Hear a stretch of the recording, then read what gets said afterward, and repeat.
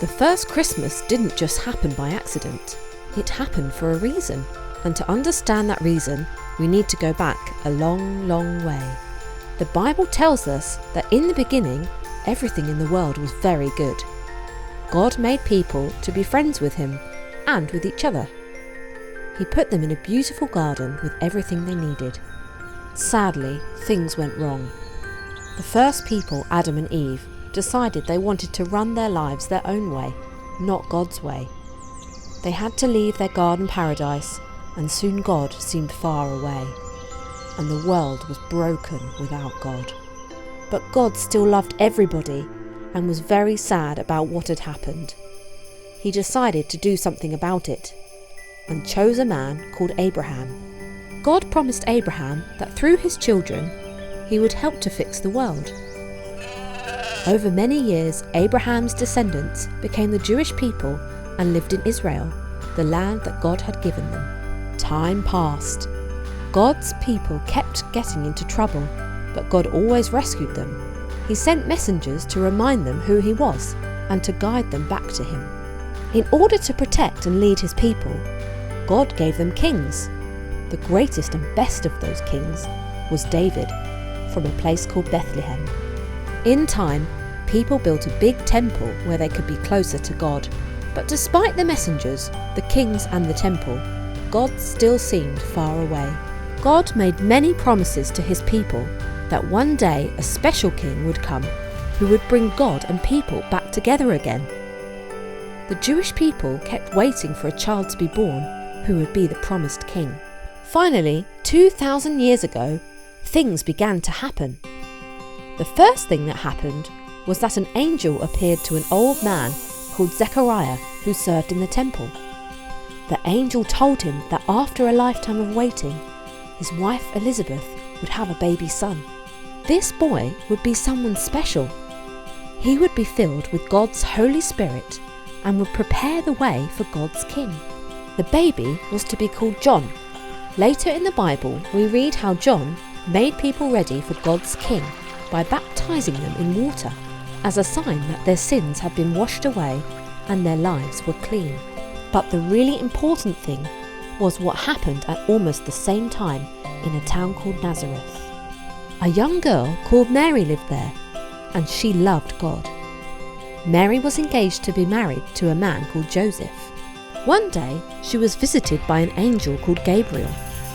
"Don't be afraid, Mary. God is pleased with you," Gabriel said. "You are going to become pregnant. The boy you will have will be called Jesus, and he will be great." The name Jesus means God rescues, and rescuing is exactly what Jesus does.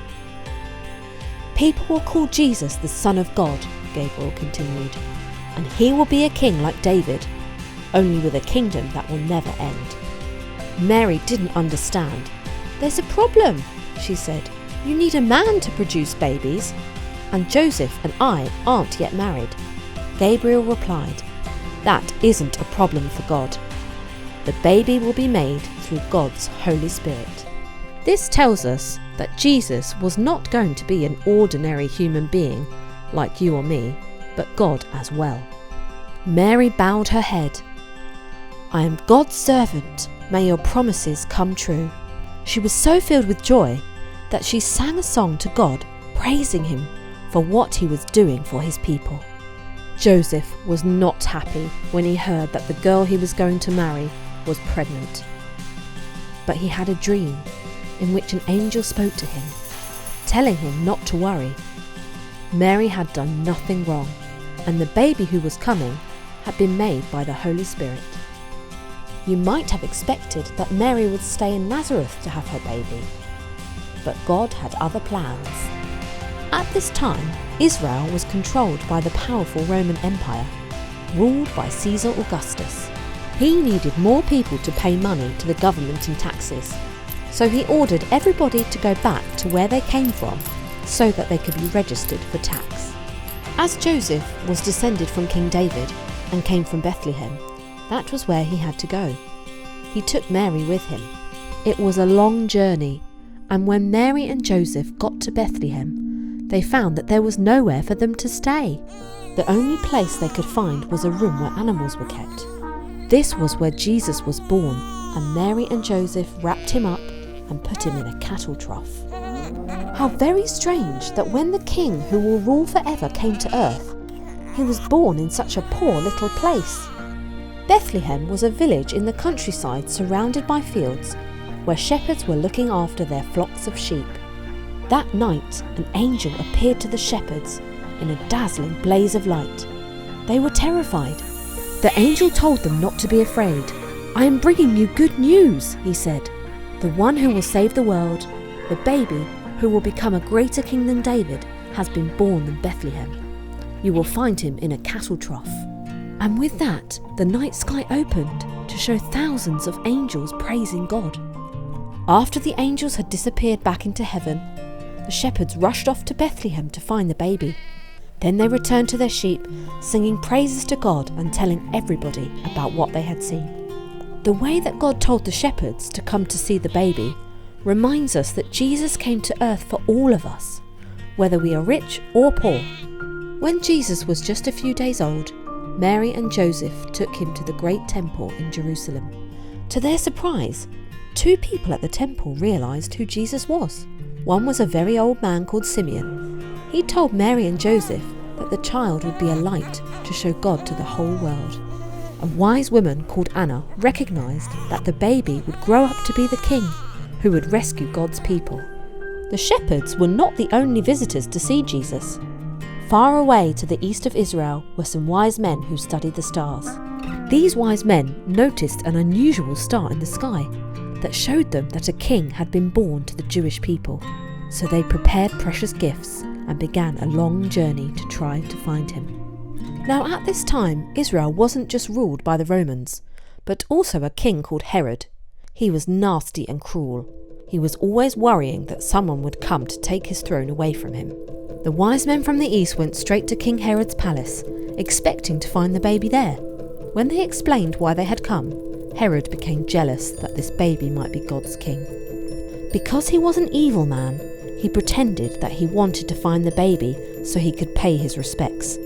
He sent the wise men to Bethlehem with instructions to come back and tell him where the baby could be found. But he didn't want to take presents to Jesus. He just wanted to kill him. Guided by the star, the wise men found where baby Jesus was. They were delighted, and opening their treasure chests, gave him gifts of gold, sweet-smelling frankincense, and a spicy ointment called myrrh.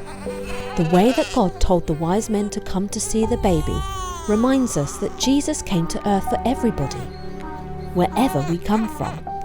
As the wise men were planning to return to their own country, God warned them not to go near Herod. So, without him noticing, they slipped quietly away. As they left, an angel came to Joseph and warned him that Herod was going to search for Jesus to kill him. Without waiting, Joseph took Mary and Jesus and left for Egypt, where they would be safe from Herod. Eventually, much to everyone's relief, King Herod died. Mary, Joseph, and the young Jesus returned to Nazareth, where Jesus grew up. But those who knew the story of his birth wondered what was going to happen to him. So that's how Jesus was born. The Bible also tells us why he was born. It says that Jesus was God with us. Remember how long ago people had turned away from God and become separated from him? Jesus was not just an ordinary baby. He was God coming to be one of us. We couldn't get back to God, so he came to be with us. Many years later, we have the Easter story when Jesus died on a cross so we could all be forgiven. And then Jesus rose from the dead and returned to heaven. Although Jesus is now in heaven, he is still God with us.